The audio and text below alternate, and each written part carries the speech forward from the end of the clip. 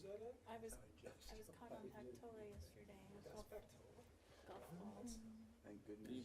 Had a canopy?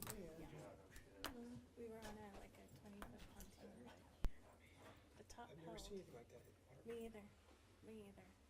Really changed. Yeah. We had to take our floaties and put them over our head. I could sit there with.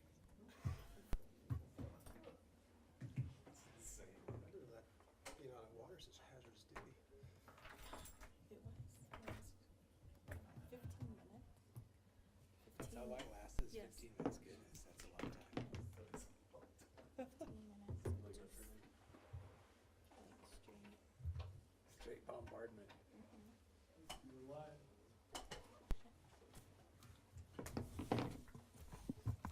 Well, it is 6:30, so I'll call this regular meeting of the Sturgis Common Council to order, albeit it's our third meeting of July, Monday, July 31st. First item is approval of the agenda for action. Is there a motion? First by Becca, Second? second by Aaron. Any discussion on the agenda? All those in favor of the motion, please indicate by stating yes. Yes. Opposed to no. We have an agenda. Please stand, remove cover, and join us for the Pledge of Allegiance.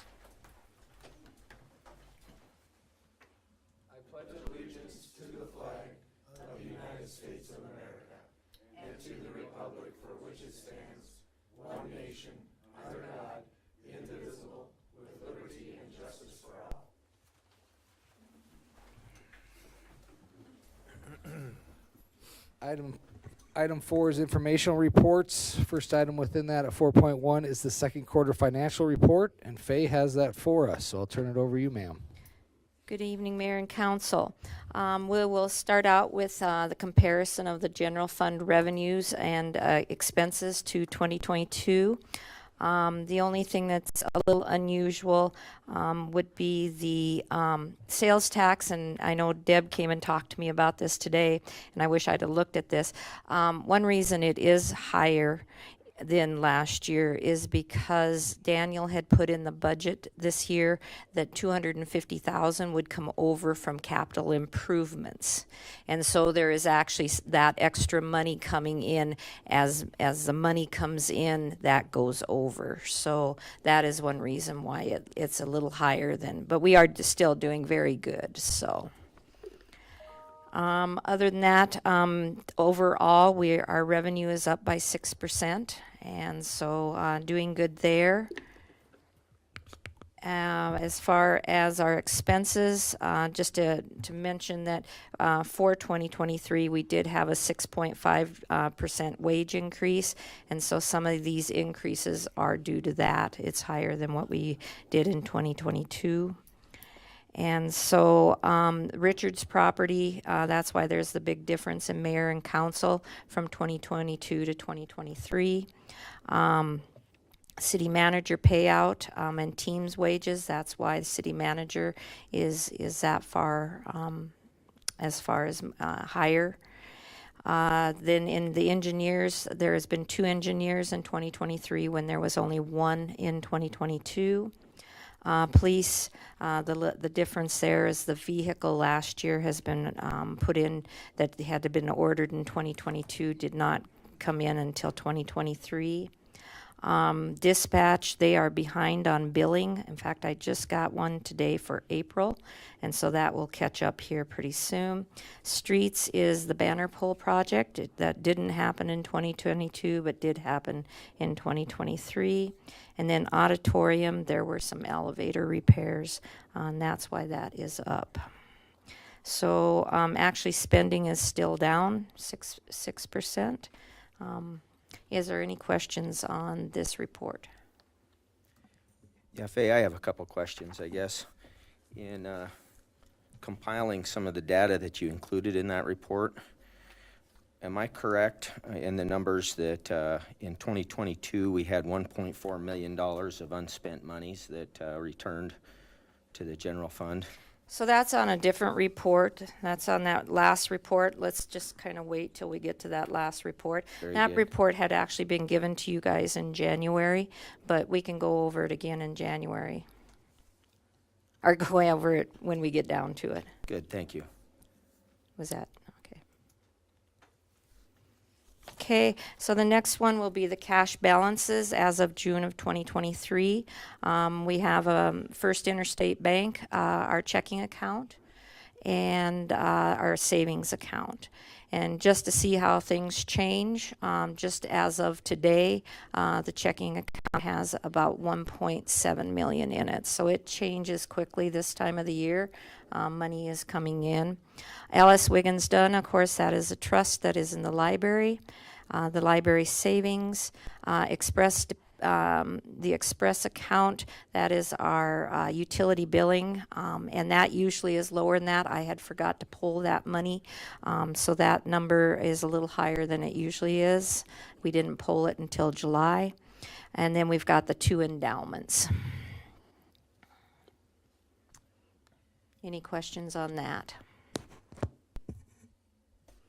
The next page is our interest. The big change here, of course, is from the last quarter is the TIF interest. So TIF interest runs the same way as property taxes. So this happened in May, and so then you won't see any increase in that until November. And that's pretty much about where we've always been at on that. Any questions there? Okay, and then the next one will be cash and CD, and if you can you flip that one, Deb, please? No? Okay. Thank you.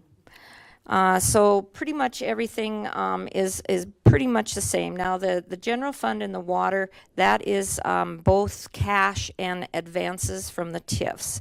So those two are not just cash, it's cash and advances. Liquor stores down a little bit. Of course, he had bought those coolers, and so we're still getting caught up from him buying that. And right now, if we looked at it, he's almost right back up to where he was. Water fund, of course, is a little lower, and then because of the TIFs, wastewater is big, but we are starting to pay that big payment now, the full payment in 2022 and now 2023. Sanitary, that is regaining a little bit because we had bought a truck in 2022, so that's making back, and then the ambulance is down about half. Any questions on that?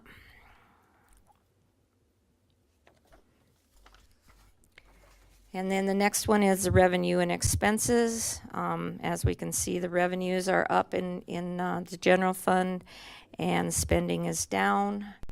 Liquor fund, the revenue is up also, but so is the expenses. Water fund, and of course it looks low, and that's because we have had such a wet year.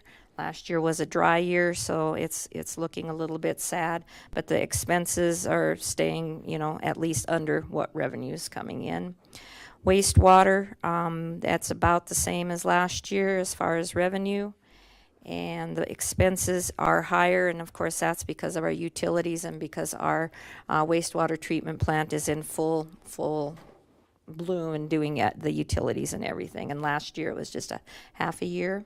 Sanitation, the revenue is up and the spending is down, and that's because of the truck, or the garbage truck they bought. And then ambulance revenues are down and the expenses are up. Any questions there? Okay, and then this last sheet, which this is one that was presented to you guys in January because it was actually end of 2022. And one reason that there was money left over is, number one, was the streets. We had put a supplement into streets for those banner poles, and that never came true. So that is one reason why there was money left over there. And I think, was that the largest one for streets? Yeah, streets was the 1.47 $1 million, and that's why there was so much left over. So it was more than just the banner poles then. I mean, those.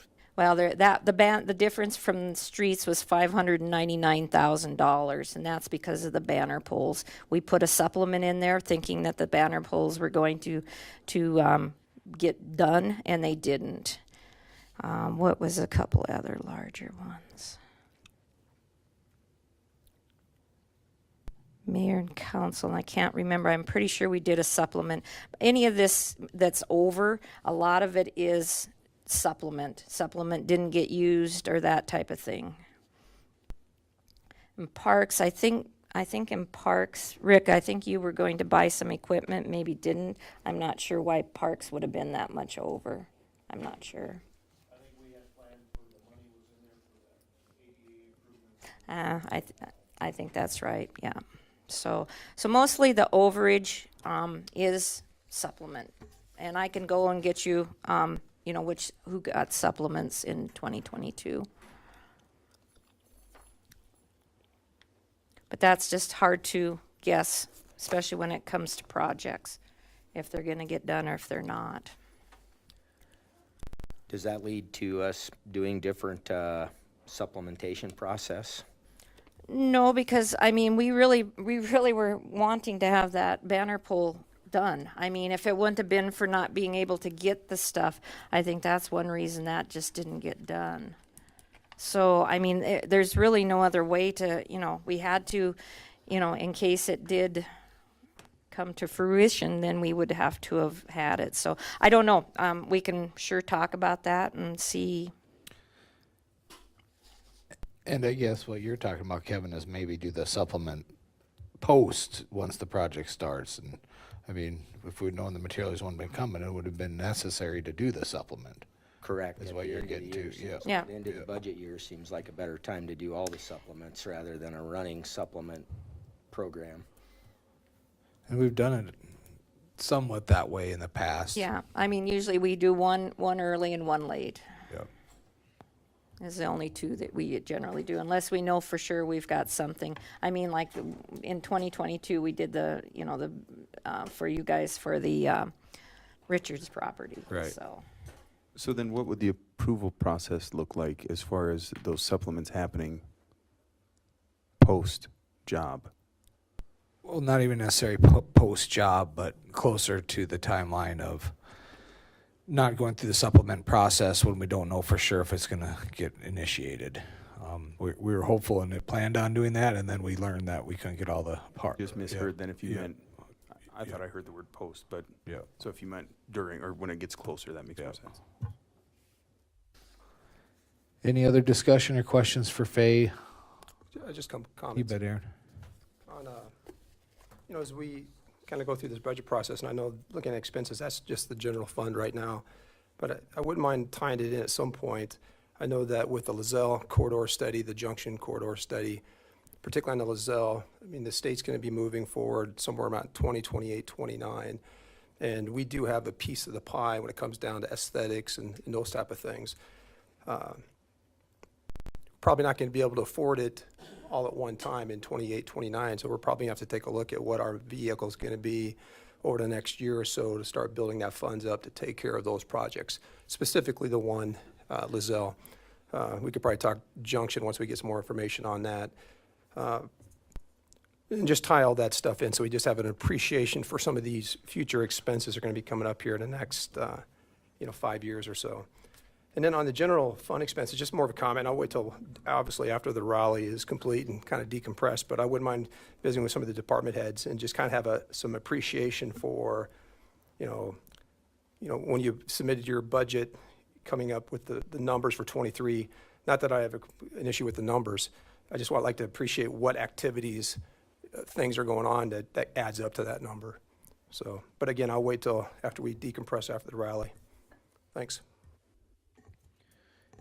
Anything else from council? Questions or comments? Appreciate it, Faye. And that was the first 2 quarters of 2023.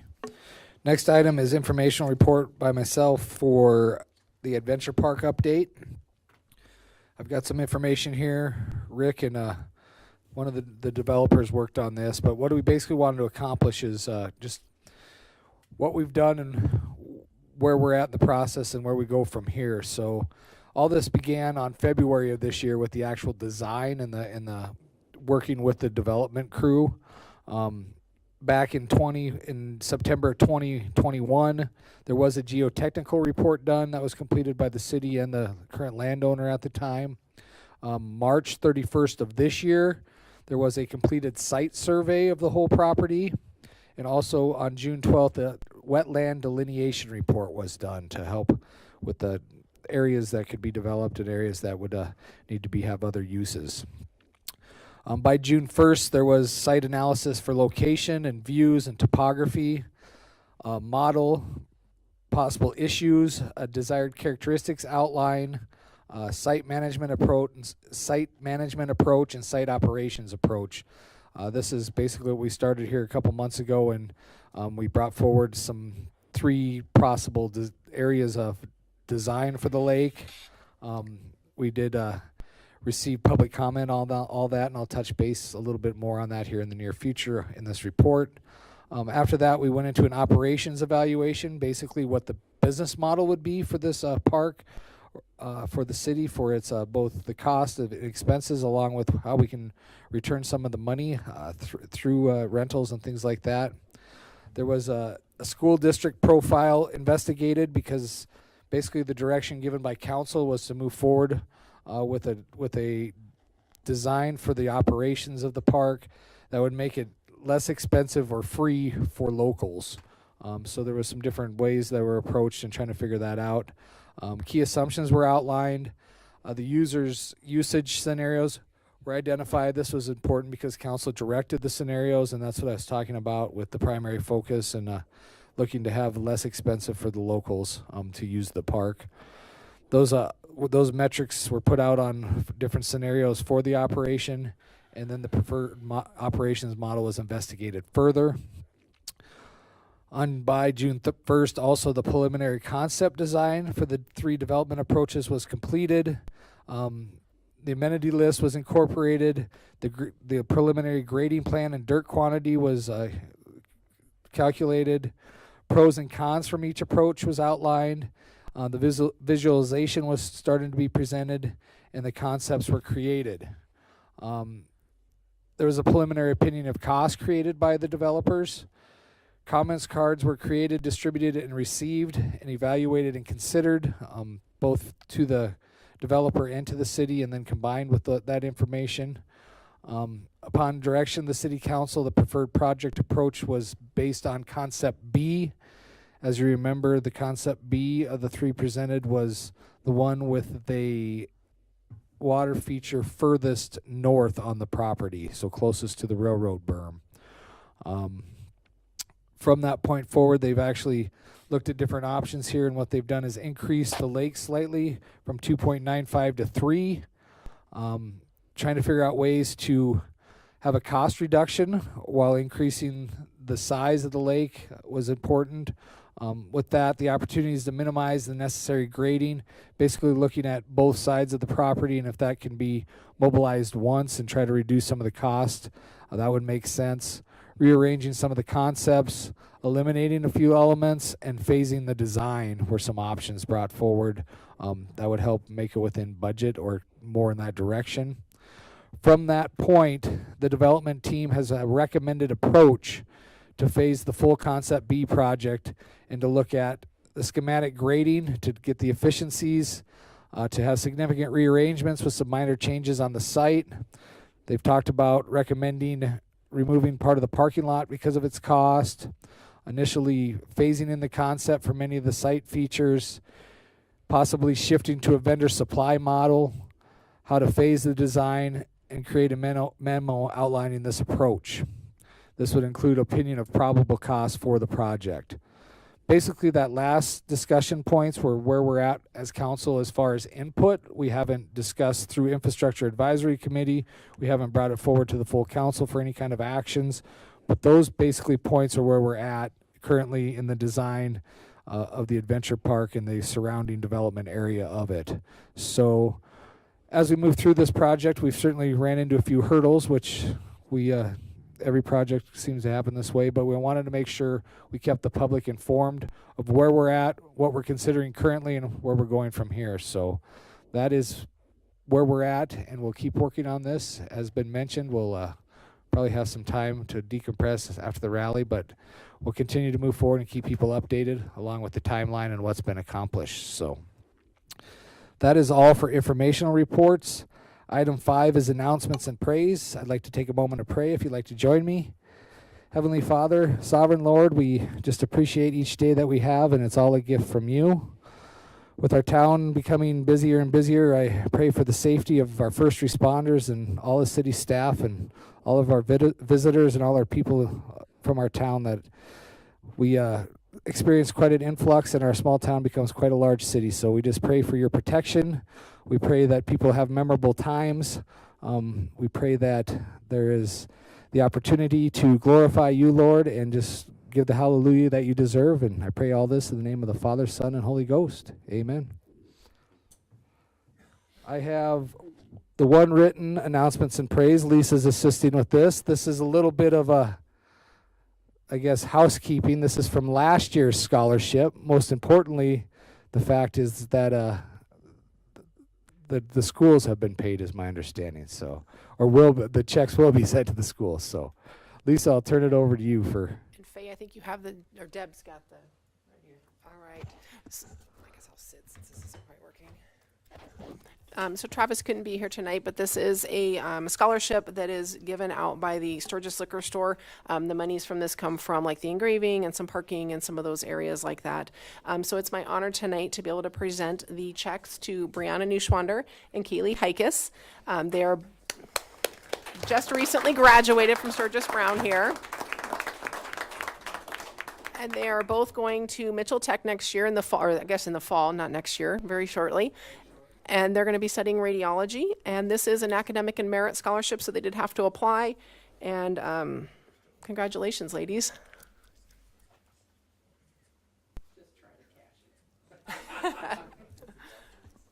Well deserved. And again, Lisa, the fact that it's from things that the activities the liquor store has done to create this extra fund. So it's awesome.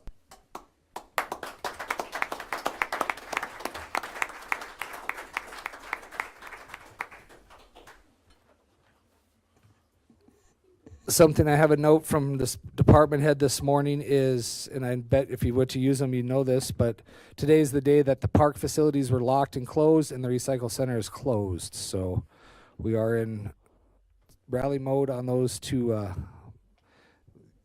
amenities we provide for our citizens, I guess. Does anybody else have anything to add for announcements and praise from council tonight? Item 6 is city manager's transition team report. So Lisa, you shouldn't have gone very far. We've got you up for payroll, and there's temps and full time, so all kinds of stuff to cover. Yes, good evening, Mayor and Council. So tonight you have various temporary hires for the rally for the liquor store, as well as their security. Those are sales clerks, security, stocking clerks, as well as some vendor inspectors and info booth. And then we did hire in the year-round business. We did hire a part-time shelter aide to help out with the staff there. We try and keep 2 or 3 folks on staff to cover for vacations and sick leave when folks are our full-time folks are out. And then we do have someone transferring within the city. Trishelle Tammy is moving from our liquor store over to animal control. And then we have a new lifeguard at the community center. Any questions for Lisa on payroll? Thank you, ma'am. Item 7 is consent calendar. We have the approval of the consent calendar. We have minutes from 2 different meetings. We have, I lost my page here. What else do we have here? We have the abatement for the trailer, the financial assistant for the AWAS, and this is as the grants come in. Keep rolling down there, and that's it. Does council wish to remove any of those items and discuss them individually? How about anybody in the public? 7.1 through 7.4 of the consent calendar. None being heard, is there a motion? So moved. Got a first by, was that Preston? Second. Second by Dean. Any last discussion on the consent calendar? We are approving minutes, so we'll go ahead and roll call. Preston, we'll start with you. Yes. Aaron? Yes. Dean? Yes. Becca? Yes. Yes. Angela? Yes. Kevin? Yes. Tony? Yes. And Mike? Yes. 8.1 is the claims. Pretty hefty amount. a little over 1.4 million, I believe, if I remember correctly. Questions, comments, concerns from council on the claims tonight? I think the heavy lift is for some, I think the large bills are for some work on, the Dolan Creek TIF, is it not? And 7th Street, yeah, Yep. Which are all good things that they're getting buttoned up for sure. for sure. That's good when the bills are due. Any other comments, public or council, on the claims? Is there a motion? I move to approve claims.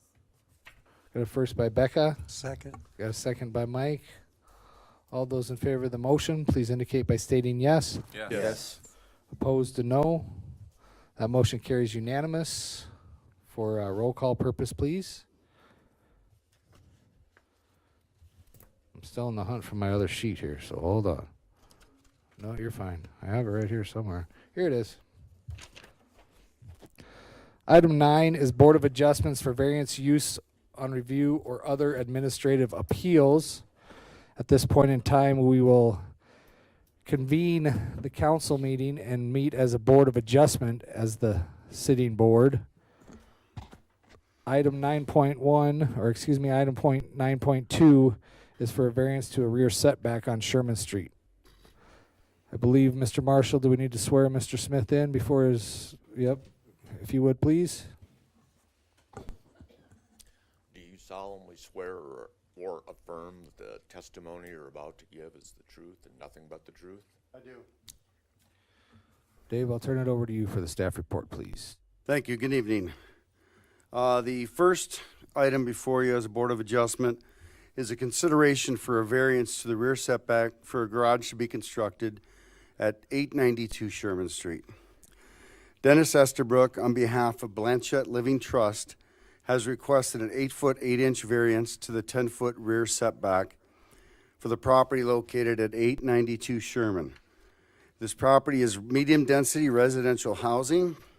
The applicant then intends to build a garage that aligns with the neighboring property. The type of construction setbacks requested require a variance approval. Property is currently described as Fort Meade Addition, lots 21, less east 1 foot of lot 22, block 1, City of Sturgis, Meade County, South Dakota. In determining the variance request, the Board of Adjustment must specifically address certain criteria when determining whether to grant or deny the variance request. This criteria stems from statute and city ordinance. The Board of Adjustment must address the specific criteria in their oral and/or written decision. And the variance criteria are: A, special circumstances or conditions exist, such as exceptional narrowness, topography, or relaxation of the zoning ordinance provides a quantifiable benefit to the city and surrounding neighborhood. B, strict application of the zoning ordinance would deprive the applicant of any reasonable use of his land or create a hardship. Mere loss of value does not justify a hardship. There must be a deprivation or beneficial use of the land. C, the variance provides the minimum adjustment necessary for the reasonable use of the land. And D, granting the variance is in harmony with the general purpose and intent of the zoning ordinance and will not be injurious to the neighborhood, detrimental to public welfare, or in conflict with the comprehensive plan. The applicant has requested this variance to allow him to build the garage to the rear of the property. Title 180504, medium density residential housing, requires a 10-foot rear setback from the property line. Staff anticipates no negative impact for the neighboring property owners, with 2 neighboring property owners having the same layout for garages. However, the one neighboring garage was constructed without a variance. A total of 24 landowner forms went out. Signage was placed on property on June 5th, 2023. 5 letters were returned with 100% approval. No hardship, though, is present, as there is room to meet the rear setback and keep garage dimensions. This was presented at the July 5th Planning Commission meeting, and they said due to a lack of hardship, they requested or made the request to deny. Are there any questions? Any questions for Dave at this Hey, point? Dave, I have a question. Could you scroll down. The one that we just went, the picture we just looked at, is that, right there. As I understand, the blue garage that we're looking at in the foreground is the one that was built without a variance. That is correct. And then the garage to No, the no, left of no, I'm that- sorry. The picture to the left with the trailers in front of it is the Yep. one that was constructed without the variance. Yep, that's what I'm talking about. Okay. And then the garage right on the left of it is on the property that's requesting the variance. I believe so, that is correct, yes. And so they're looking at building a new garage there, basically that would align up with that current garage. That is correct. You know, just looking at going back to A and talk about kind of special circumstances, you know, you would think that it would make sense for them to butt their garage up and have it lined with their neighbor's garage. And, you know, to me, so even though they didn't get a variance, they did build a garage and they still have a garage sitting there. To me, it would kind of common sense is that it would make sense that because of that, we would allow them to build a garage that would be the same offset as that garage is on the right. And that decision is entirely up to you as a Board of Adjustment. Stepping back and looking at it as the code enforcement officer, if you go back to the other picture that has the trailers parked there, there used to be, and it was a constant battle to keep that property owner, and I'm not saying this would happen with anybody else, but he kept parking all that stuff on the street, and he'd park a truck in the garage or in the driveway, and it stuck out into the street. So it was an issue for snow plows and everything else. I mean, it just sat there for years. Yeah, I would agree. I think even with that, even if you have a variance, in fact, they didn't have one, we would have to hold them accountable for making sure that street stays clear. Exactly. Yeah, understood. Can you go back to the hand-drawn layout? Keep going, back. Okay, keep going.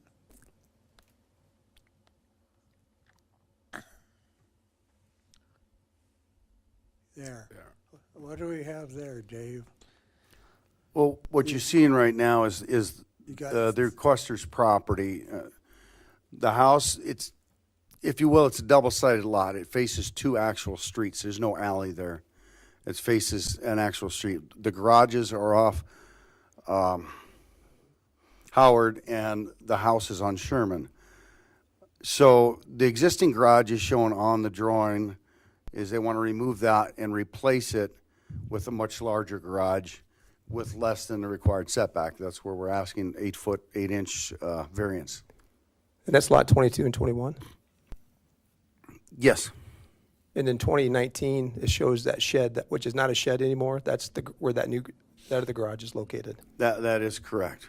That is now a garage, not a shed. I believe so, Okay. yes.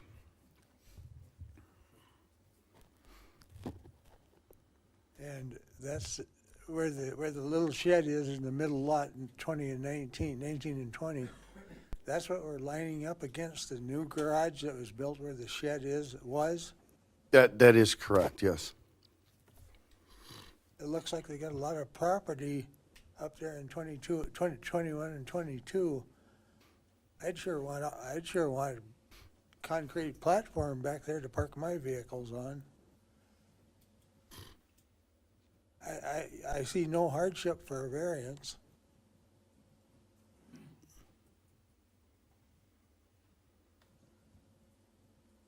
Any other discussion from the Board of Adjustments? Do we have the owners here? Yeah, Yeah. they are. So, anybody that wants to speak in the affirmative of the request to have the variance, I'll have you stand and have Mr. Marshall swear you in. Then we'll have you come up and testify. Solemnly swear or affirm the testimony you're about to give is the truth, nothing but the truth. I do.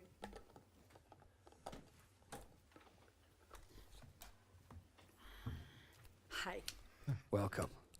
I'm Stephanie Livingston. I'm one of the owners of this property at 892 Sherman, and it goes all the way back to Howard. So, do you want me to explain what we're trying to do? Yes, please. Okay. So is what we're wanting to do is we're wanting to replace the small yellow garage that's there.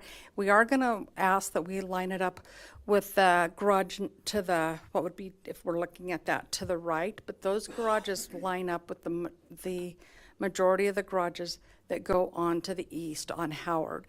Is what we're wanting to do is make a large enough garage to where we can, when we move permanently to South Dakota from Colorado, that we can park all of our vehicles and remove them from the elements. That would include multiple vehicles. If we move it back further, we are going to eliminate some of our yard space where we entertain our family, my grandkids, my dog that's not a dog, it's my child. So we're going to eliminate some of our yard space that we actively use, and we benefit from that. I don't feel like that we're asking for anything that the other garages on down Howard to the east as well if you went to the west. And our traffic on that part of Howard is minimal, I'm going to say, just because Howard at that point runs into the ditch. I'm going to call it a ditch. I don't know what it's called, the water thing. I mean, and we know, we understand our vehicles cannot be on the street. We know that, and that's not our intentions at all. And I do have Dennis Estabrook here with me as well, who will be constructing this if we get our approvals. Any And questions? Go ahead. I'm sorry, and I know that that picture looks like that there's a lot of space there, but honestly, if you actually go out and look, and I'm going to personally thank Aaron for coming out to visit me from my email that I sent to him and our other council representative to come out and talk to me and look at that. There is not as much space once, if that garage is to go there, and if we have to push it back, it's going to eliminate some of our, it's going to eliminate some of our, what we're wanting to do as far as our yard space to be able to entertain our family and my grandkids and my dog. Do you own lot 23 and 24? No, sir, those are our neighbors, and we do have a representative from that lot here as well, if you would like. And you, in that picture, you do see a motorhome that sits in that driveway. That is not our motorhome.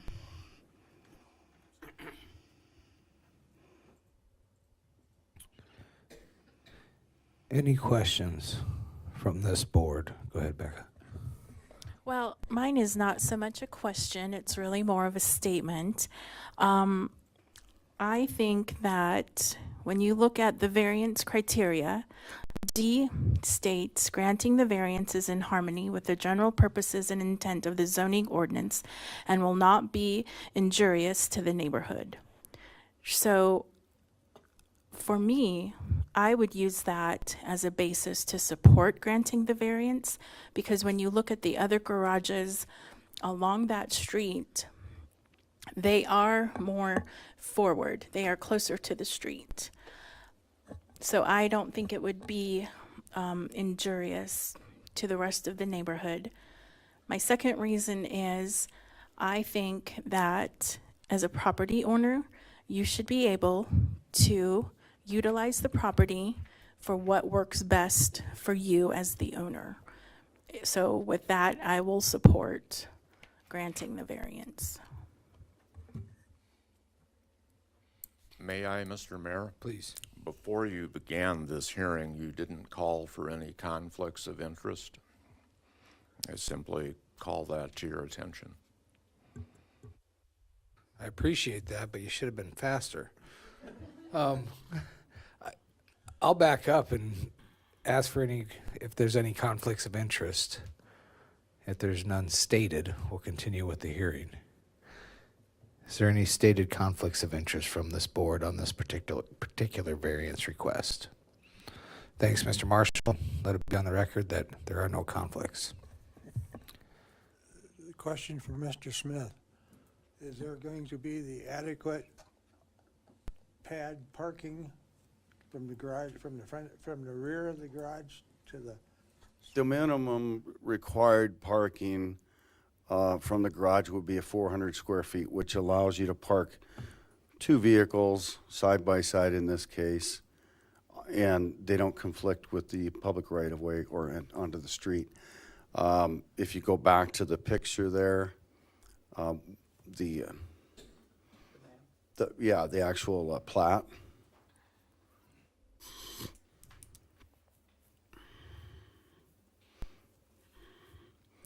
Right there, if the existing garage next door that got constructed without the variance, you can't park a vehicle in front of that garage without it hanging out into the street. So if they line it up, then no, there would not be the correct amount of required parking. so when all the company comes, where's the company gonna park their vehicles? In our front, on Sherman Street, sir, in front of our house.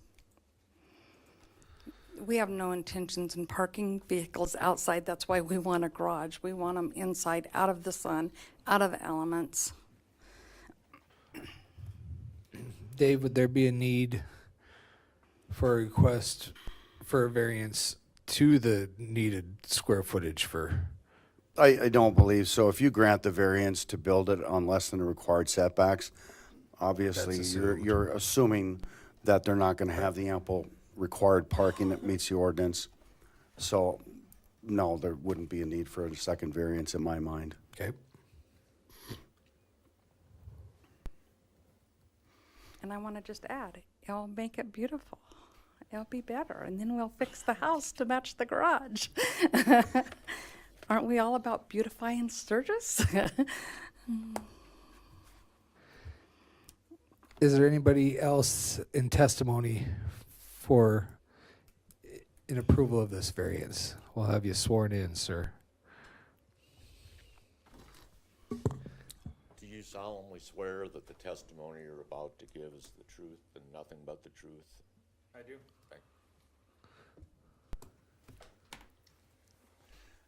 Hello, my name is Dennis Esterbrook. I'm the owner of Sodak Windows. I've been doing carpentry work and construction pretty much my entire life, and I did apply for this variance. Just to clarify a few things, from the garage to the curb, we would have 20 feet, and that would be the full 36 feet wide. So that's way more than the 400 square feet required. 20 feet is a little bit short for a full-size truck. An F-350 long bed's probably not going to sit there. But most vehicles are 18 to 19 feet, so they will sit there and not be hanging into the curb.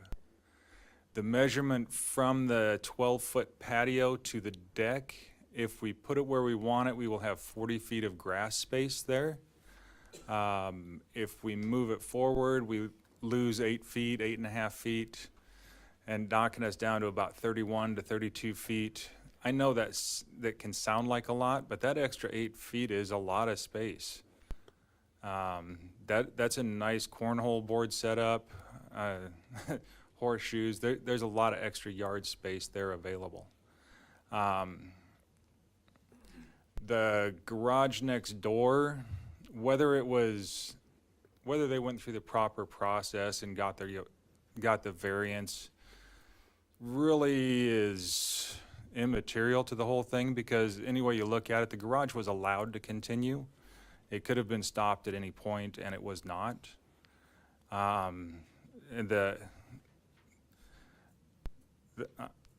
Excuse me. So we have the 2 garages to the east that are lined up. And as you continue west down Howard, I believe there's 3 more garages down the street that direction that are all fronted to Howard Street.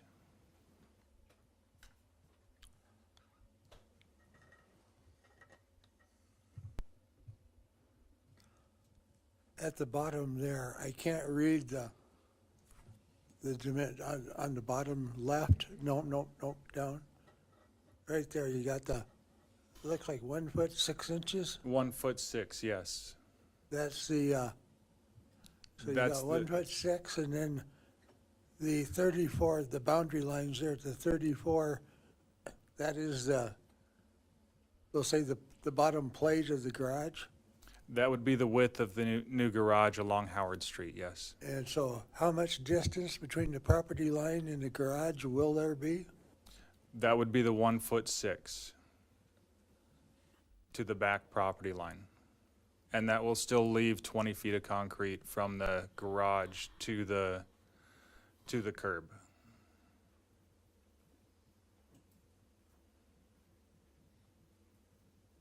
Do we have an alley that wide there, or a street that wide? It's a street, not an alley, so yeah, it's a full width street. Exactly how wide Howard is right there, I don't know. I don't know offhand either.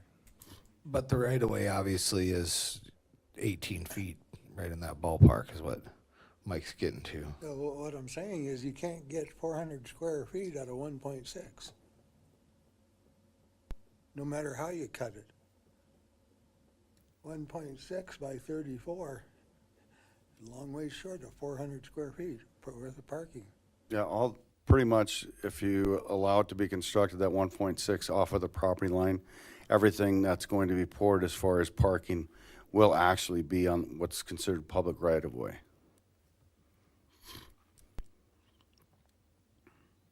That part is already poured. Most of that is already poured. We would have to add about 6 feet of concrete there all the way across. Does that 400 square feet include what's on public right away? No. Technically, it's supposed to be on their property. Okay.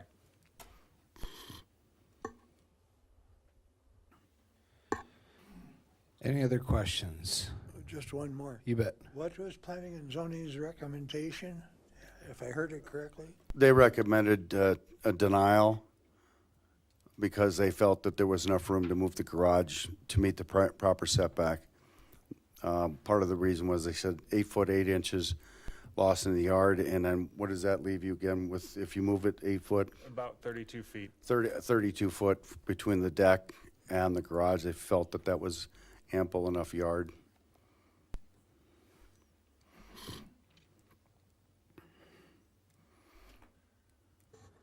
Are there any other witnesses that want to testify in favor of granting the variance? Come on up, Jules. State your name and.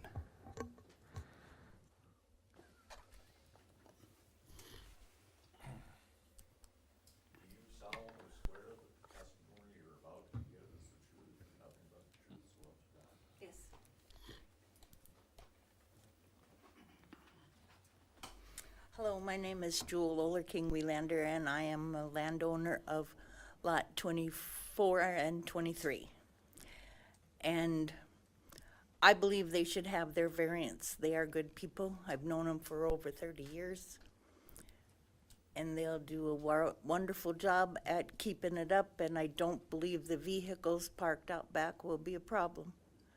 And the motorhome that is parked in their driveway is mine,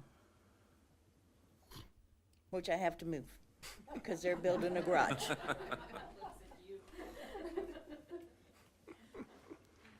So I have to find someplace else to put it, but that's okay. Dano needs a garage. That's all I have to say. Any questions for Jewel from the board? Any other testimony in favor?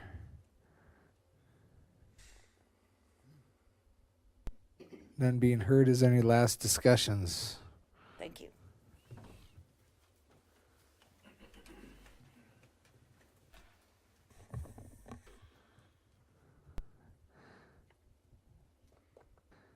No discussion, is there a motion? Mr. Mayor, or I'm sorry, Mr. Chairman. Different Excuse me. board. Yes. I would move to approve the variance for the rear setback at 892 Sherman Street. We have a first by Becca. Second. We have a second by Aaron. Any last discussion by this Board of Adjustments on this variance? We'll go ahead and roll call. I'll start with myself. I am yes. Becca? Yes. Dean? Yes. Aaron? Yes. Preston? Yes.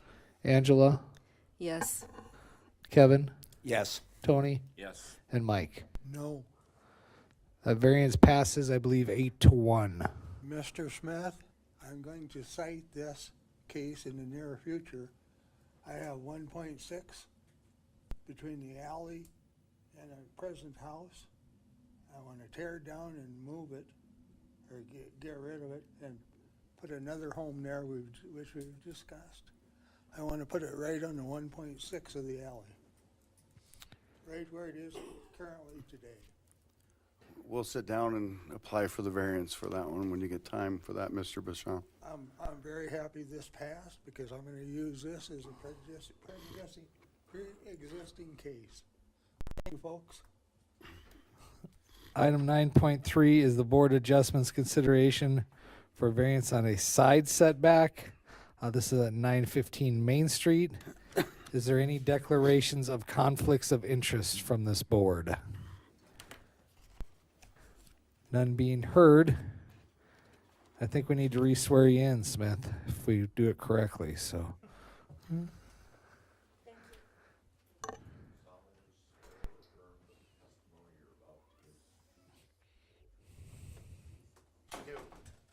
All right, back to you, Dave, on the staff report, please. Thank you.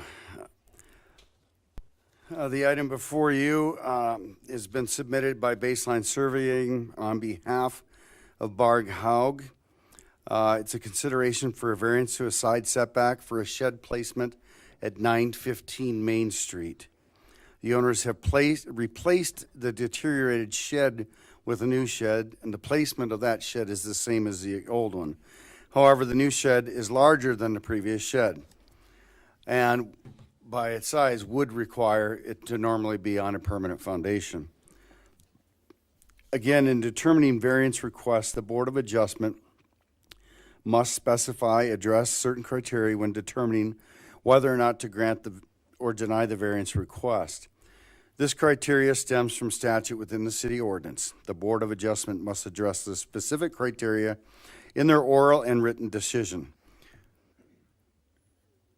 Do I need to read all this again into the record? A, B, C, and D are all the same. They're all the same. All right. Okay. The north end of the property is located in floodplain. If the shed is placed there, it will prevent the ability to be able to utilize the existing parking lot. The property is zoned general commercial. The applicant is requesting an 8.2-foot variance to the 10-foot requirement for the side setback. This will put the shed at 1.8 feet from the side. 14 landowner response letters were sent out. Signage was placed on the property on May 30th, 2023. 4 letters were returned with 100% approval. At the July 5th Planning Commission made the recommendation to approve the side setback variance. Any questions for Dave from the Board of Adjustments? How about anybody here to testify in favor of the variance request?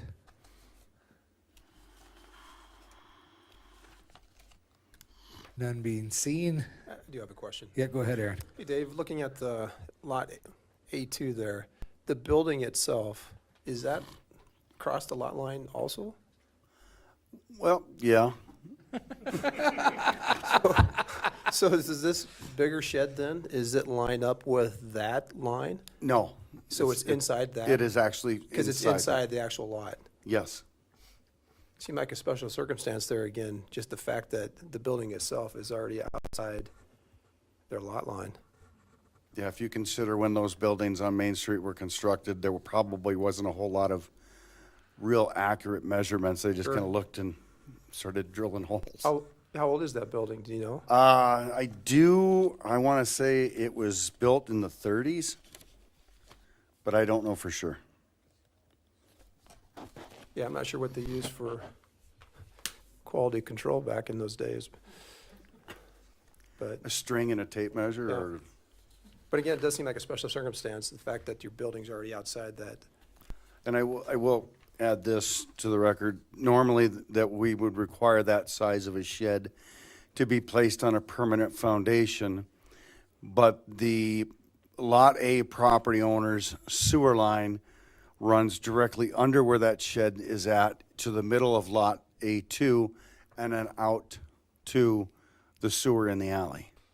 So anywhere you place that shed on you would end up covering up that sewer line.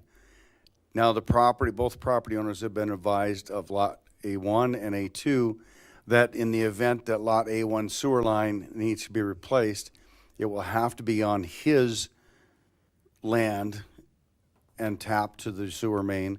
And at that point in time, she would be required to put that shed on a permanent foundation. What is the reason for a permanent foundation when it comes down to just a larger size? If it's over 144 square feet, it's considered a permanent structure. So then it has to be on a permanent foundation. That's what the building code states. And I think it's just easier for the county too. Okay. Any other questions?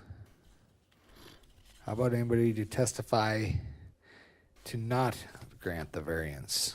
Is there anybody here that so desires to do that?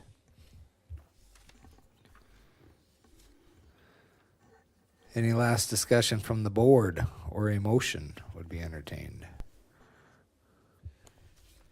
Mr. Mayor, I make a motion to approve. So first by Preston to approve. I'll second it. A second by Tony. Any last discussion? One more. Go ahead. One more question, Dave. Will Yes. that be considered a permanent building or a temporary building? Right now, it would be, because of its size, we're going to consider it a permanent structure, although it is temporary because it isn't on a permanent foundation. But if you grant the variance and if and when that time comes, the sewer line on Lot A1 has to be replaced, then A2 will have to put it on a permanent foundation.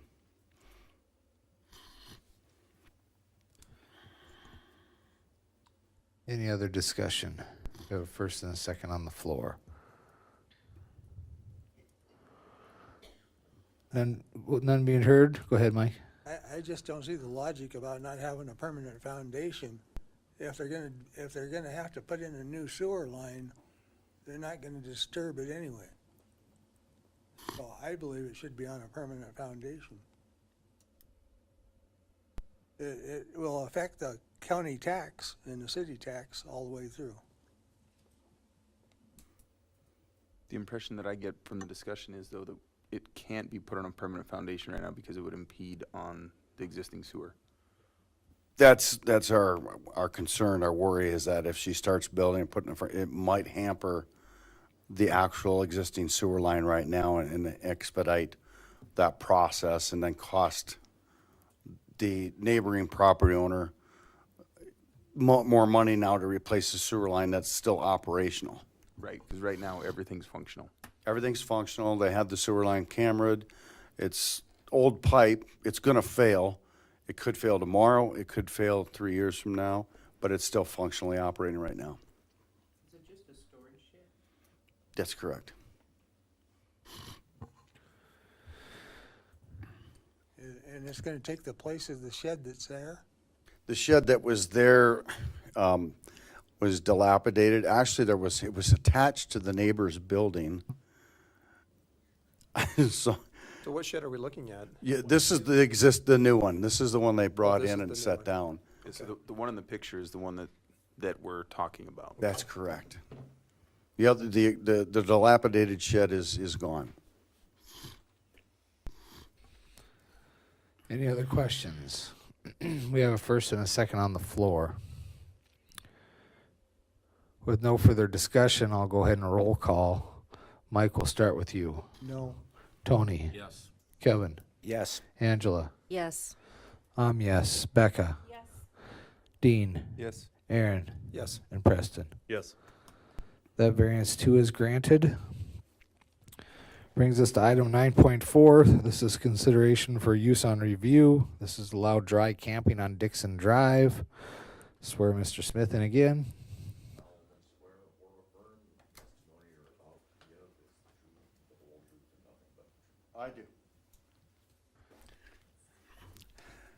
The third and final item before you. Well, yep, any declarations of conflict of interest on this particular request for use on review from the Board of Adjustments? Thanks, Mr. Marshall. None being heard, no declarations of conflict. So back to you, Dave. Thank you. This is consideration for the use and review to allow dry camping at 940 Dixon Drive.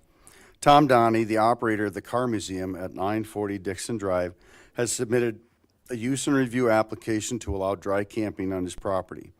Applicant plans on becoming what's called a harvest host, which allows people to dry camp in the parking lot. Harvest Host is a membership program that provides access to a network of wineries, farms, breweries, museums, and other unique attractions that invite self-contained RVers to visit and stay overnight.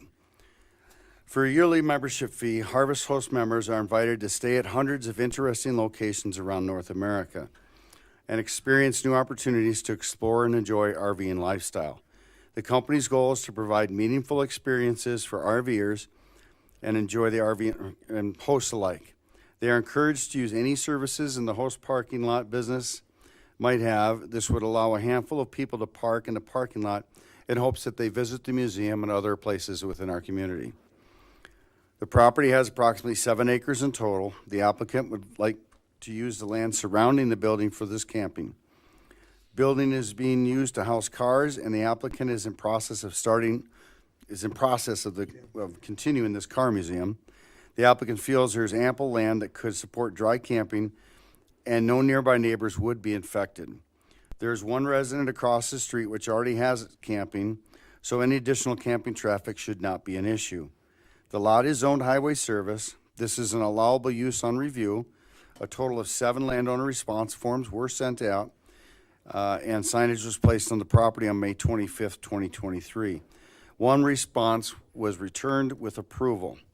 The Planning Commission made the recommendation to approve the request at the July 5th, 2023 meeting. And just as another note, harvest hosts are only, they generally just stay one night. They're there for one night or one day. Am I correct, Tom? Correct. So. Any questions for Mr. Smith? I have one. Go ahead. Could you define dry camping for me? Self-contained. They're completely self-contained units. So, No power, no sewer, no water, no. but if those amenities are already available, they can use those. Thank you. How about timing of it? Obviously, there's other things that go on in our community. Is it basically a use on review with no restrictions is the way I read it?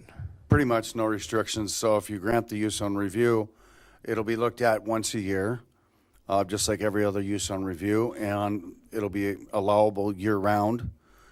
And more than likely, it'll just happen during the this warmer months, the summer months, spring and early fall. And unless you really want to stay there in the wintertime, I guess. But other than that, generally, I think if I remember rightly from what Mr. Donnie had talked about, usually only have 2 or 3 at a time. Is that correct? So I do remember something. So 2 or 3 at a time, and again, just overnight.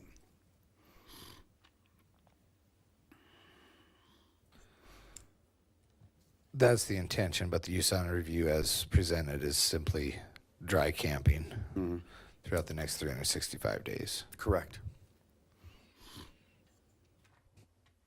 Oh, just for 1 year. It's not an ongoing thing, just for the 1 year?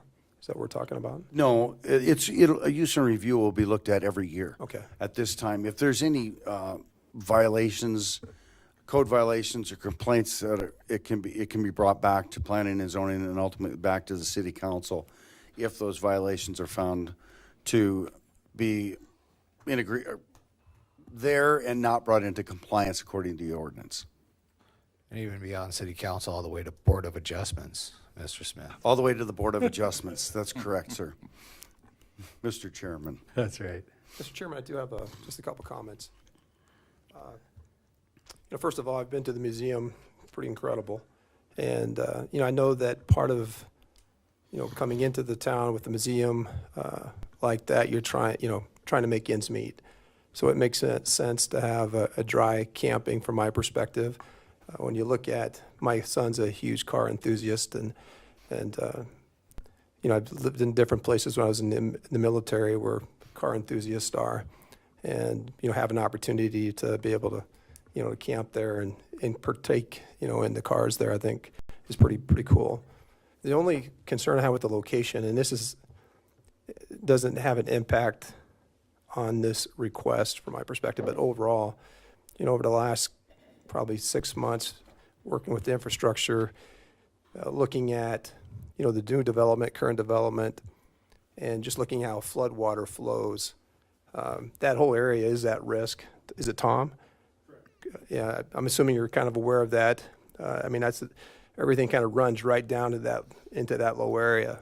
Now, granted, there is some parts there where it does get probably saturated with water, and I can't remember when it ever got completely flooded. So the probability of happening anytime soon is probably relatively low. But if we ever did have a huge 500-year event, that area is potentially going to be impacted pretty significantly, unless there was some kind of mitigation that was done. So just, again, no concerns with the dry camping. It's just that location itself, how it ties into stormwater, flooding, and where everything runs and kind of collects right in that area as it funnels down back down to the Vanacker Creek. So that's all I have. Any other discussion or questions from the board?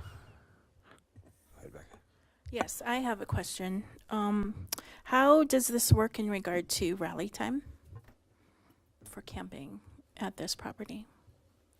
Well, if you're asking me, it would the same as it would any other day throughout the year. Okay. Again, Harvest Host is predominantly a one-night stay.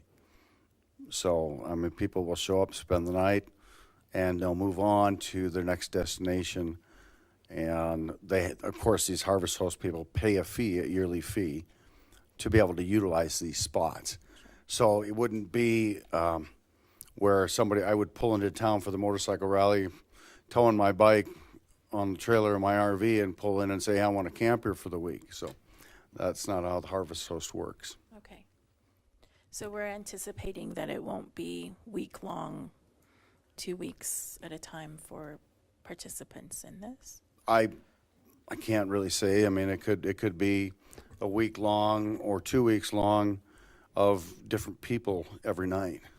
But then it would fall under the ordinances that we have for camping, if it was to be extended periods of time, correct? Yes. And the rally camping ordinance is only tied to single-family residences. Single-family residences. So it separates. So that wouldn't apply to this business. I'm just trying to remember because, we've had discussions before concerning this property coming before the council for rally camping. And so I'm just kind of recalling those decisions. It's probably been 4 years now that it was discussed. So I just wanted to know how that would work during the week of the rally. So thank you. Thanks for those answers. Any other discussion? Just one. Go ahead, Mike. They're going to want to get out of here fast. Thank you. Thank you. Thank you for coming to Sturgis. I hear wonderful things from my kids that have stopped out there. I just wanted to say thanks for coming to town. Anybody want to testify in favor of the request for the use on review? Come on up and we'll have Mark swear you in.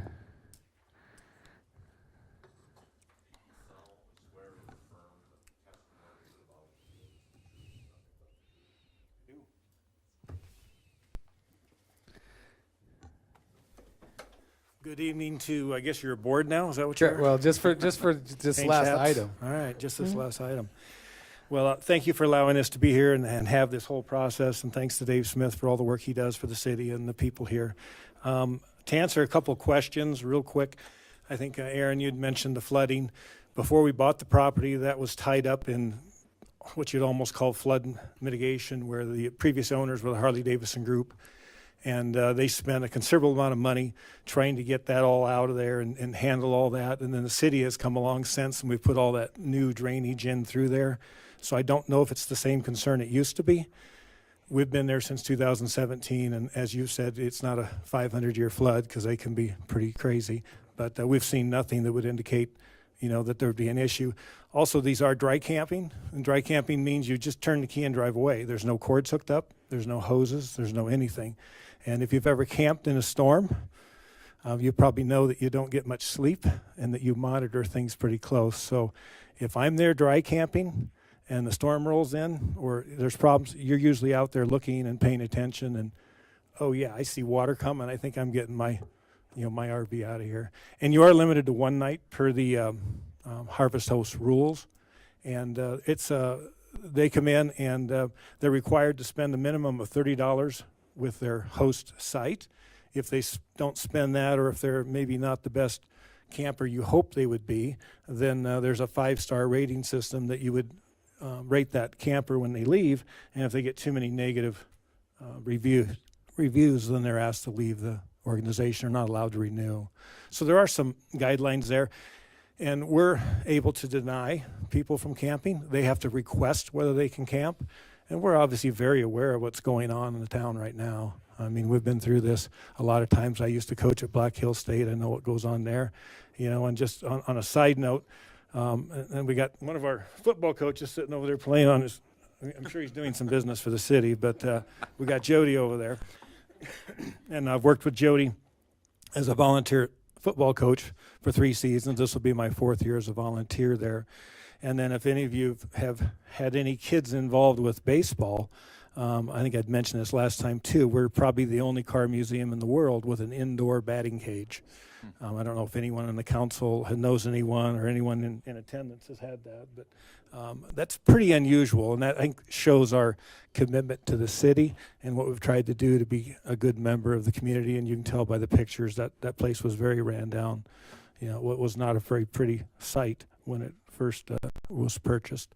So we're trying to do what's right. I'm not the guy that's going to come and say, oh, we got camping. Let's bring in 500 people for the frickin' rally. It's just not, that's not what we do. We're here to improve the lifestyle of the community. We're here to be long-term. We like to think we're good neighbors, and I don't think this is going to have a negative impact anyway. And if it is a yearly review, if we do a terrible job, then you can take it away. Any other testimony in favor of this use on review? Just a comment. Yep. Again, I don't think has any concerns with the dry camping, Tom, at all. And there has been some mitigation effort, to be able to reduce the problem when it comes down to stormwater and flooding in that area. But, we have a vacancy right now in our city engineer position. Before he took off, he did a tour, showed me around and looked at all the maps, and with the development, new development, recent development we've had, it does add more water coming in. Again, the probability is not the highest. It really had to be a large event. And again, this is really not an issue when it comes down to dry camping. I've been to your museum. I think you really have a really beautiful museum. The cars in there are just incredible. When I saw that map, I was a little concerned because I like your museum, and I think it's a great use of that location. Give Sturgis another activity to be known for, having people come through as car enthusiasts. I was just a little concerned on the flooding part of it. Again, I don't think there's anything that needs to be done right now, but as the landowner there and having the museum and having a lot of property of high value property there might be something to take a look at. Once we get a new city engineer in, maybe we could have a conversation, just kind of at least you can see what it looks like. Sure, I appreciate that, Aaron. We did, when we purchased the property, we had a company from Belfouche come in and look at it, and we were at that point, like Beck had mentioned, we were looking at maybe doing paid camping, because we do have 7 acres of land. And we had a guy come in, an engineering company from Whitewood, and he looked at the drainage stuff and was considering that too. He was kind of like you. He said, you know, just on the eyeball, it doesn't look like it would be an issue. But if you've ever been around a 500-year or 1,000-year flood, they are pretty devastating. So that's obviously always a concern for us. And as a couple side notes, you know, you're talking about the water park and the development going on there. I think anything the city and the citizens can do to improve the lifestyle of the citizens is great. I think that water park idea, I know some people don't agree with it, but I think it's something that's non-rally. And everything we can do that's non-rally to me is a plus for Sturgis. We have so many people come in, and they come in from all over the world now that we've got the COVID restrictions lifted, and they did prior to COVID. And the one thing you do hear quite often is they're here, you know, not during the summer per se when it's busy, and they're like, you know, there's just not much downtown. You know, it's bars and tattoos. That's kind of what we hear a lot from people. So anything we can do as members of the community and obviously as the council and board members to improve that, I think is a net gain for everybody. Anyone else want to testify in favor of the use on review? How about anybody have the desire to testify against the use on review?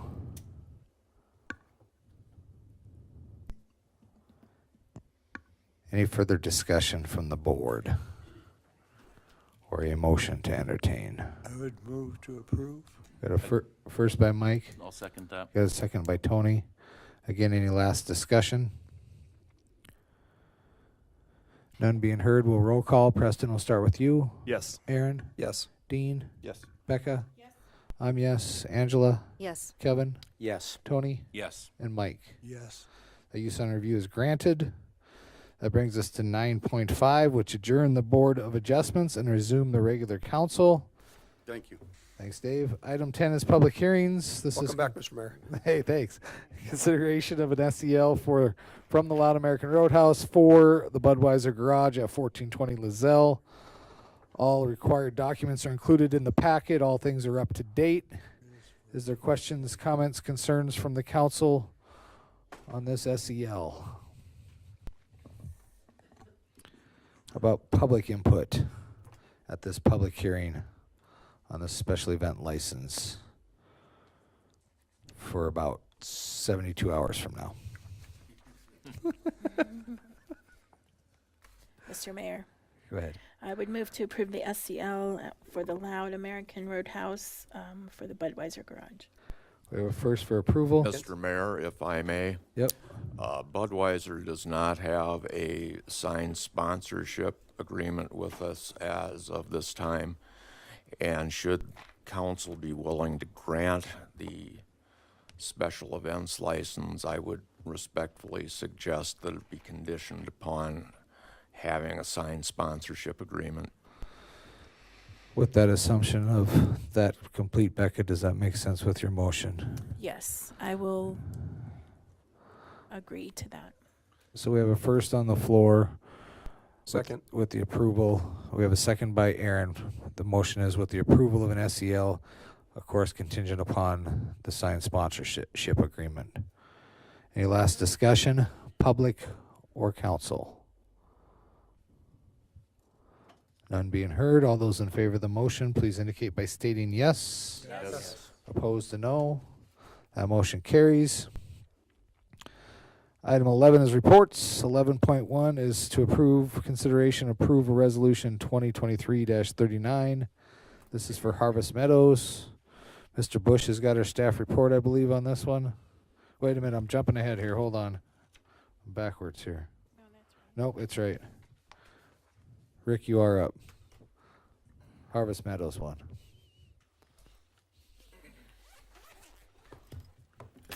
Thank you, Mr. Mayor, members of the council. Up for consideration is a letter of support and resolution. This is one of the requirements of the Housing Infrastructure Financing Program. Those applications did just go live on Monday, July 24th. And they had, I believe, $50 million $150 million from the South Dakota General Fund and $50 million from the American Rescue Plan Act, and they had obligated all those funds within the first 25 minutes. This was one of those that made it in as an application.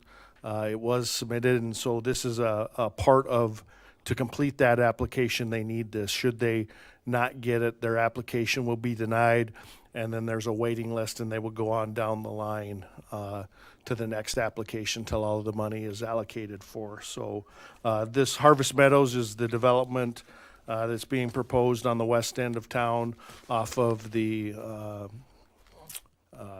road to the dump, Avalanche Road. For everybody that knows, that's going to be called Harvest Meadows. And this would be they're submitting their application that this would be able to be used for infrastructure that's qualified. The qualified infrastructure is any sanitary lines, any roads, any grading. Water does not qualify unless it's being done for a health hazard case, but everything else should qualify for it. So we would recommend that the council do pass the letter of support and the resolution that accompanies it so they can complete this application. Any questions for Rick from council? Where, remind me, Valley View? Is that? That's the development. That's the name of the new development that's going in off of Avalanche on the corner there. That the developers are Kyle and Bill and Shannon. Harvest Meadows and Valley View is all the same. Yes, it goes back and forth on what they call it. There's only one side, which would be to the north, and then I guess to the east and west. But it's basically all of that land that we did the TIF on here, I don't know, earlier this year. Right. Basically, as you're traveling down Avalanche Road from Runnings, everything, once you get past on the right-hand creek side there, it's on the right side. And as you make that corner to go up to the rubble site, the stuff on the left side there on the lower part of the hill is part of that also. Correct. Yep, correct. And then when you go up the hill past the what's the addition there right now? Bastion. Yeah. Right above that's where Hidden Hills is. Correct. Hidden Hills. I think it's a good idea to support the monies that could come with this. I've got a question that comes with, if I'm recalling correctly, have we not already approved the PUD for the one? Yes. Will that change? For one phase of it. For one phase, yeah. So if they receive these monies, do we recompute the TIF on this thing? No, then? this is all the way that this was originally the 1033 bill, and when it first had came out, you had to have either a nonprofit or a municipality that sponsored it. Since then, as they juggled through how it was going to work, and they turned it over to the housing committee, the housing authority, they've opened it up to any private development or for-profit organization. So really it has no bearing on any of that anymore. It's strictly a loan or a grant or a combination of the two to the developer, as long as it qualifies within our standards of building and design and the plans and all of that. So it does not adjust our TIF numbers, the loan that they're getting on that? It would not. Rick, could you restate that amount that you had said prior? The amount of the loans, sure. So they have $150 million from the South Dakota General Fund and $50 million from the American Rescue Plan Act. $100 million in general funds are in the form of low-interest loans. $50 million in the ARPA funds and $50 million in the general fund are in the form of grants. And they'll start. My understanding is they're going to start issuing that money or going through the applications sometime late September or October. And then you have, if you are fortunate enough to get one of them, you have 9 months to do your construction. To initiate the construction. to complete it is To the way complete that it? And when do you think, if approved, when would that timeline start? it would start when it's approved. And roughly, when would that possibly happen, Rick? I think, like I said, probably October will be the first Okay. round. And So I we think, should be good getting our sewer line up there yeah, it won't have to any, be it able has to. no effect on that. Okay, good to go. Any other discussion on this resolution consideration? How about public input? Questions, comments, concerns? Is there a motion? I motion to approve. Got a first by Aaron to approve the resolution. Second? Second by Kevin. Any last discussion? All those in favor of the motion, please indicate by stating yes. Yes. Yes. Opposed to no. That resolution passes. Thanks, Rick. Thank you, Mayor. Item 11.2 is the 2024 budget. This is a little closer view than the one last meeting. Past practices prior to the first reading of the ordinance for the appropriations for the following year, we've always done this on Monday night before the rally, and then we put it on the website for the public to view on Tuesday morning. And again, first reading will be in the only meeting in August. So, Faye, I probably took some of your words, but I'm going to turn it over to you. Okay, thank you, Mayor. Just a couple things. I had put the wish list in there.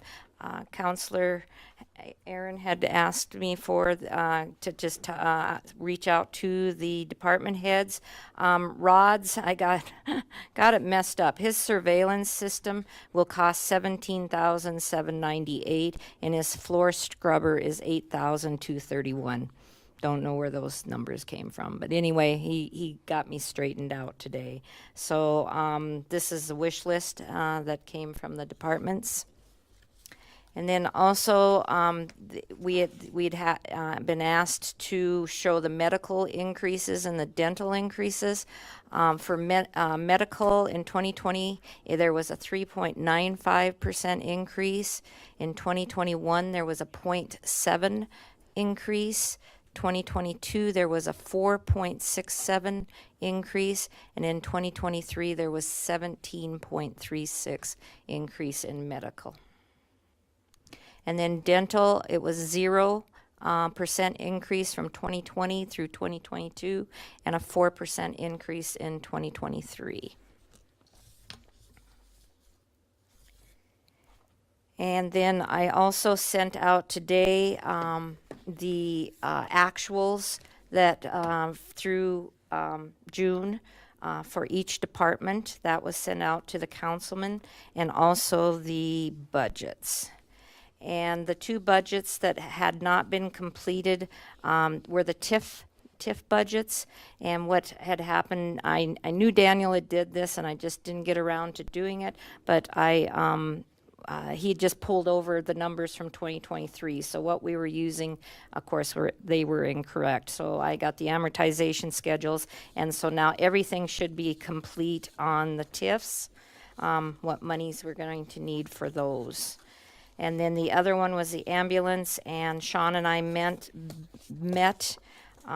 last Wednesday and went through it, and this is the balanced budget that we came up with. Are there any questions? How about council discussion? I'd like to discuss the wish list, I guess, a little bit. I mean, I think there's some merit to some of the items there if we're able to afford them. Security at our community center is important. And having the equipment to do the job saves labor and saves time and cuts costs. So those items seem like they have good merit. I don't have any input for intern or whatnot for planning because I guess that hasn't been presented. We don't necessarily know the need, but I do see after reviewing that there is a quite an increase of overtime in the planning budget. So. Maybe it's tied to that, maybe it isn't. I'm not sure.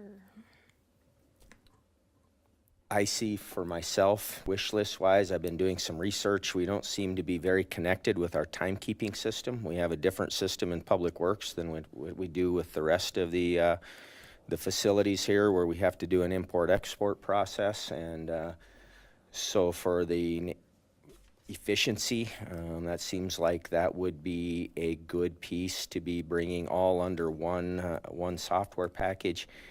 And I still question whether or not an accounts payable system separate from our financial package is a good move, because we're not able to tie those reports together and bring pieces back and forth, as far as I understand it. Wish list wise, I mean, at what point would we know where we're at? I brought up the monies that we turned back. And part of that money has already been, I mean, we have put cash on hand of, and it wasn't 136, I think it was more like 160. I'm sorry, I do have that number here. So we already have put in a cash on hand as far as the revenue goes. Like I said, right now the general fund is balanced. If you would want to do these wish lists, then we will have to look at trying to find some other money, and that would probably be through property tax and increasing that. And then, of course, then we would not be keeping the mill levy as is, which we are right now just a little bit under that. Just a second, I can tell you what we have for cash on hand. Do we intend to go through this department by department? Is that your procedure tonight, Faye? Thank you. No, we've never really did that before. That was usually done before this. I mean, I don't know. That's. Yeah. I mean, I don't know if you have questions. I mean, that would be the easiest way. I mean, I don't know if you want to be here all night long. But we have cash on hand, $162,758. So that cash needs to be there at the end of the year to make this budget balance. Well, before we get into the actual budget piece, then, I mean, at some point we should have an opportunity to discuss these wish items or be able to bring them in. Have our departments had the ability to go over the budget and make sure that everything is good with that? I mean, I've gone over some of the pieces. It was received, today, so it looks like we've had cuts in some budgets that I'm not sure that they're on with. There's some additional spending that we might need to discuss, as far as publishing for mayor and council went from $15,000 to $39,000. The reason that is because we used to pay for publishing out of everybody's budget. So everybody had a line item in their budget, and then we had to split it up into 15 ways. And so to make it easier, we removed everything out of each department's budget and put it into the council's. It's going to be a much easier for paying that bill instead of putting, splitting it up like that. So that was something that we did to make everybody's life easier. So the departments haven't had a chance to review? Yes, this was all sent to them last month, or last week. Okay. I think that's when because Rick had asked for it, and so I had sent it out to everybody. So then, circling back to the TIF budgets, I've got a general question about TIFs, and I mean, it should stay the same, the tax collection payoff. Wondering how some of them actually have gone down in their payoff, and I think the one that I was specifically looking at was Woodland. When you say payoff, what do you, I mean, the other general property tax is based on what's coming in from the county. So that's your means of revenue. And so I looked at what we got last year, 2022, and it was not 15,000. It was more close to 12,000. And so I adjusted that. Then capital appreciation means that to make this balance, the interest that we pay on that is $5,425. So then we are gaining each year, $6,500 to pay off this woodland development. So that's a correction for 2 years' worth of, Correct. I'm just looking at what actual was. okay. Well, then the only other comment that I would have on it as we look at some of the pieces is I think a $900,000 cut in our capital improvement fund this year over last year.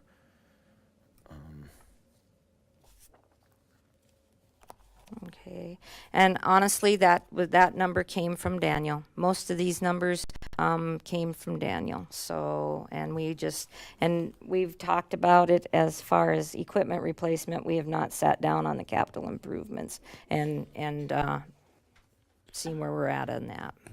Well, I think IAC's tackled that over the 212.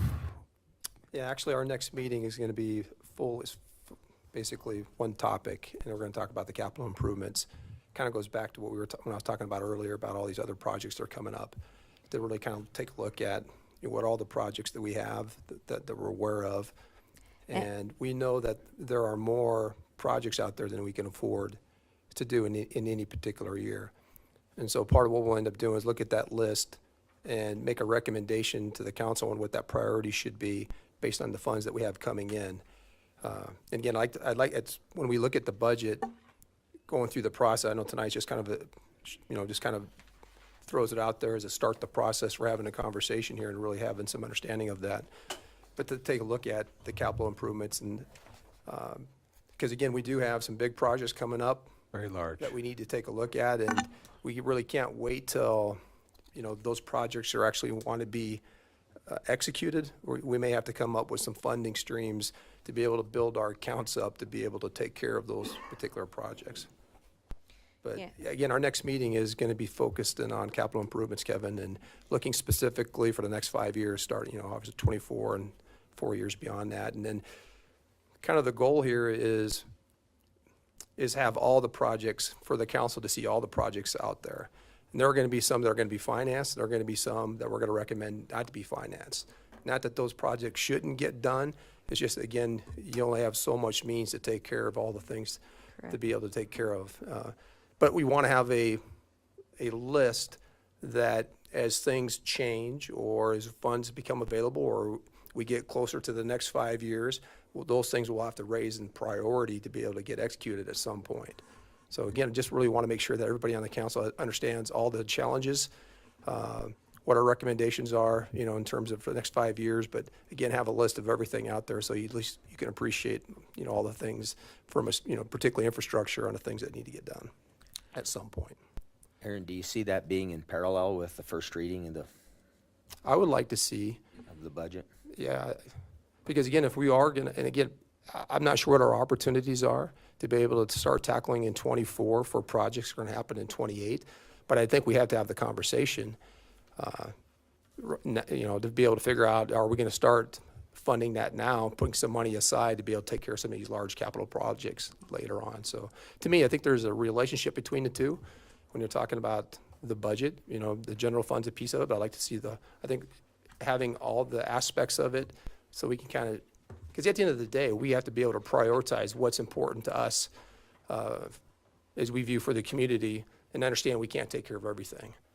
But again, to really appreciate that, I think you need to see it all.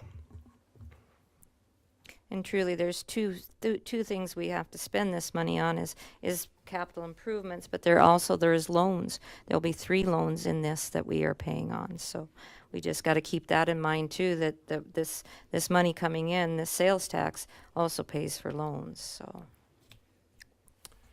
I know with the transition time, we'd kind of put it on the back burner a little bit, but about our comprehensive plan.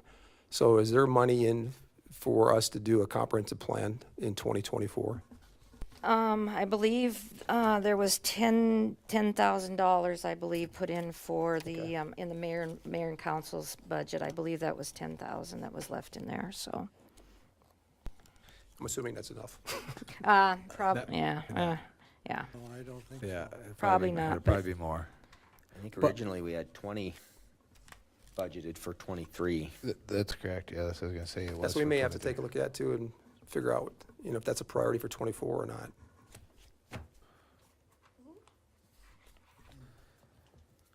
Any other discussion? No. Go ahead. Go ahead, Kevin. Just a comment, in preparation for the meeting tonight, I listened to last year's budget hearing. It was kind of long. Daniel's a lot more windy than I am. Well, we actually covered quite a few things in that, Okay. but, one of the items that was on that was a motor grader for 24, so it sounds like our loans must be stepping in the way of some of our other capital improvement items. Well, and I think Rick and I have come up with a solution to this for the motor grader. So there'll be enough money in equipment replacement to get one. We're going to just do a leased buy. So I think we've got that covered. Motor grader, a new motor grader For Public Works. for Public Works in the equipment replacement fund. Any other discussion? This is not an action item for tonight's meeting at all, as far as Correct. from the action from the council. But I certainly want to welcome any further discussion if we need it. If we don't, as I looked through my papers, I uncovered the additional claims that we needed to add when we did the claims. So if the two council members that moved on the claims would reconsider and make a motion to do so, we could add 3 claims to the previous action that was taken by this council. For information, the 3 claims that needed to be added to tonight is $4,000 for petty cash for the liquor store during the next 2 weeks. Also, 2 Butte electric utility bills that are due. One is a current at $29.76.84, and then a past due bill of $22.36.11. We lost track of that past due bill when we transitioned from paying all the bills on the credit cards to back to written checks, and that's why we forgot that. But if council is willing and Marshall doesn't tell me I'm procedurally way out of line, I would consider reconsideration. I believe your proposed action is permissible, Mr. Mayor. So the real question is who made those? Becca and Mike were first and second on the claims. Is there a motion to reconsider that motion? Mr. Mayor, Go I ahead. would move for reconsideration of the action on tonight's claims. We have a first by Becca to reconsider. Second. There's a second by Mike. I believe procedurally, if we reconsider, then there's an actual action to consider the claims along with the additions. So the first vote is just if we're going to reconsider it or not. All those in favor to reconsider the action, please indicate by stating yes. Yes. Yes. Opposed to no. We're back to the claims with a fresh slate. Is there discussion on that? Is there a motion? Mr. Mayor, I'm sorry, excuse me. I would move to approve tonight's claims with the addition to include the following: $4,000 for the Sturgis Liquor Store in petty cash, $2,976.84 to Butte Electric, I'm sorry, I don't know why I'm pretending that I can. I apologize. $2,236.11 to Butte Electric for past due utility bill. I was going to try to add that up, but do we need a total? No. Okay. All right. So we have a first on the floor to reconsider the claims and also have the additions. I'll second it. There's a second by Mike. Any last discussion on the claims plus the additions? None being heard. All those in favor of the motion, please indicate by stating yes. Yes. Yes. Opposed to no. Please consider a roll call unanimous, Adam. All right, housekeeping Thank done you, there. everyone. Yeah, I'm glad I had to move those papers to find that one, or I'd have forgot about Glad you it. did too, because it went right past me. Item 12 is other matters that come before the council. Anything for council to add tonight of non-agenda items? How about anybody in the public? Other matters before the council? Bernie, come on up. A lot of exec stuff. In our neighborhood, the new house on the hill. We want you on the record. Grumbling she comes. Yes. Bernie Ucera. In our neighborhood on Dolan Creek Drive, the new house on the hill has been bought. And there is a sign down there for a variance. And does it have something to do with the sale of weapons? Can anybody answer that for me? Dave, come up for on the record, please.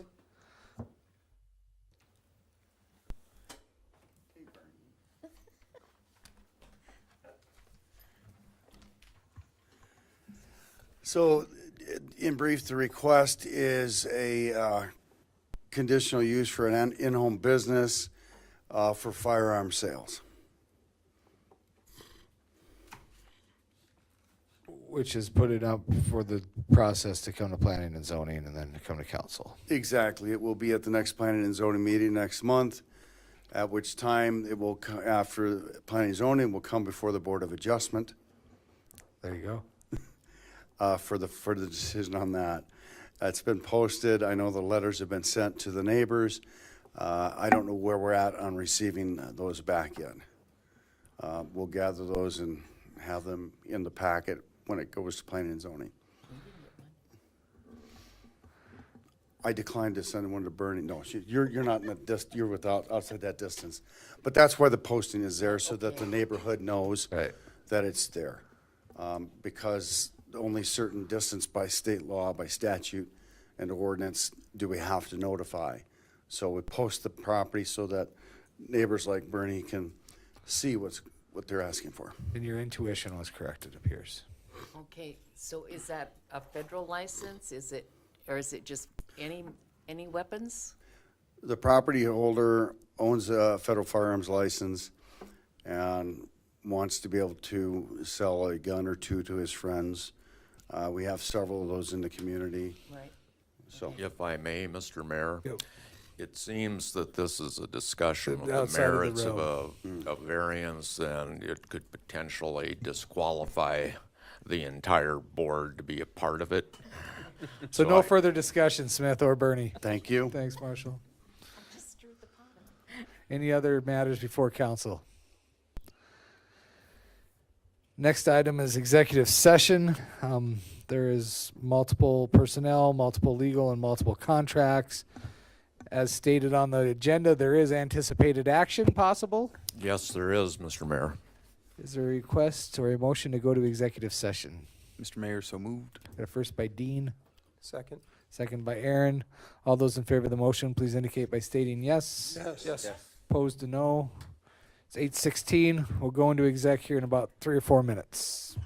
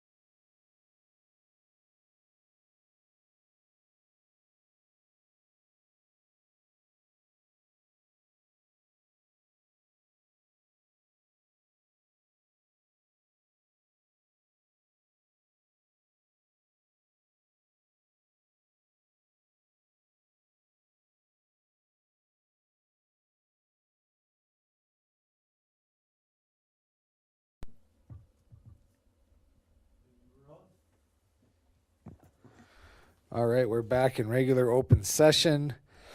Item 14.2 is consideration to approve the resolution 2023-38 for the Richards development. Is there any kind of action anyone's willing to take? Mr. Mayor, I would make a motion to table that. We have a motion by Angela to table that resolution. Is there a second? We have a second by Becca. Since it's a table, all those in favor of the motion, please indicate by stating yes. Yes. Opposed to no. That motion is tabled until the near future. Item 14.3 is consideration to approve sponsorship agreement for the American Flat Track events. Is there a motion? So moved. Got a first by Becca to approve. Second by Mike. Any last discussion? All those in favor of the motion, please indicate by stating yes. Yes. Opposed to no. That motion carries. 14.4 is consideration to approve agreement with the Motorcycle Industry Council and the corresponding lease at LifeSpring. Is there a motion? So moved. First by Becca. Second by Mike. Any discussion? Did we solve the traffic issue on and off? I believe so, with the coming through on 14th and then also taking a right out of the other side. So, all those in favor of the motion on the table, please indicate by stating yes. Yes. Opposed to no. That motion carries. 14.5 is consideration to approve a sponsorship agreement with Patch Stop LLC. Is there a motion? So moved. First by Becca. Second. Second by Dean. Any last discussion? All those in favor of the motion, please indicate by stating yes. Yes. Opposed to no. That motion carries. Item 14.6 is consideration to approve the sponsorship agreement with Anheuser-Busch. I think it makes sense to state that it's a revised agreement that was previously approved. Is there a motion? So moved. Got a first by Tony. Second. We have a second by Aaron. Any last discussion? All those in favor of the motion, please indicate by stating yes. Yes. Opposed to no. I'm a no. I'm a no. 2 noes. Kevin and Mark were noes. Motion carries. That takes us to the last item on the agenda, which is a motion to adjourn. Is anybody willing to do that? So moved. We have first by Tony, Second. second by Aaron. All those in favor of the motion to adjourn, please indicate by stating yes. Yes. Opposed to no. We're adjourned, 10:06. Early.